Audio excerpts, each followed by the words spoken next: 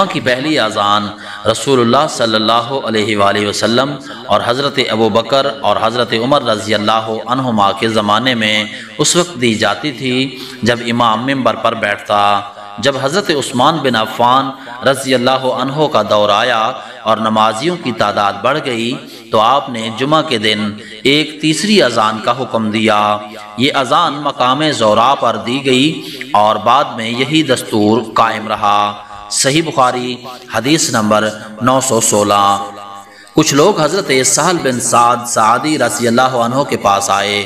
ان کا آپس میں اس پر اختلاف تھا کہ ممبر نبوی علی صاحب الصلاۃ والسلام کی لکڑی کس درخت کی تھی، اس لیے سعد رضی اللہ عنہ سے اس کے متعلق دریافت کیا گیا۔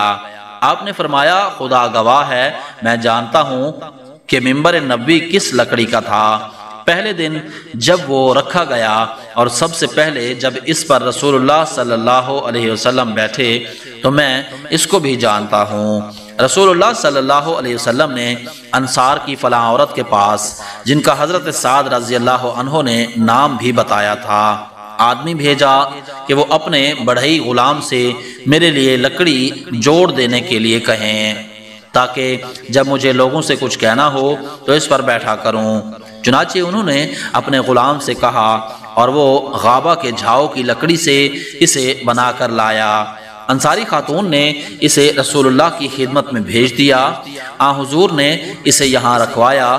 میں نے دیکھا کہ رسول اللہ نے اس پر کھڑے ہو کر نماز پڑھائی، اسی پر کھڑے کھڑے تکبیر کہی، اسی پر رکوع کیا، پھر الٹے پاؤں لوٹے اور منبر کی جڑ میں سجدہ کیا اور پھر دوبارہ اسی طرح کیا۔ جب آپ نماز سے فارغ ہوئے تو لوگوں کو خطاب فرمایا، لوگو میں نے یہ اس لیے کیا کہ تم میری پیروی کرو اور میری طرح نماز پڑھنی سیکھ لو۔ صحیح بخاری حدیث نمبر 917۔ ایک کھجور کا تنا تھا جس پر نبی کریم صلی اللہ علیہ وآلہ وسلم ٹیک لگا کر کھڑے ہوا کرتے تھے۔ جب آپ کے لیے منبر بن گیا آپ نے اس تنے پر ٹیک نہیں لگایا تو ہم نے اس سے رونے کی آواز سنی جیسے 10 مہینے کی گابھن اونٹنی آواز کرتی ہے۔ نبی کریم صلی اللہ علیہ وسلم نے منبر سے اتر کر اپنا ہاتھ اس پر رکھا، تب وہ آواز موقوف ہوئی اور سلیمان نے یحییٰ سے یوں حدیث بیان کی کہ مجھے حفص بن عبید اللہ بن انس نے خبر دی اور انہوں نے جابر سے سنا۔ صحیح بخاری حدیث نمبر 918۔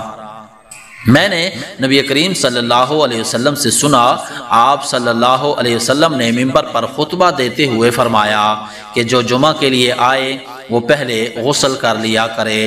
صحیح بخاری حدیث نمبر 919۔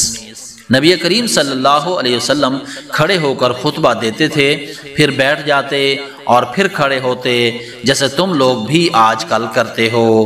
صحیح بخاری حدیث نمبر 920۔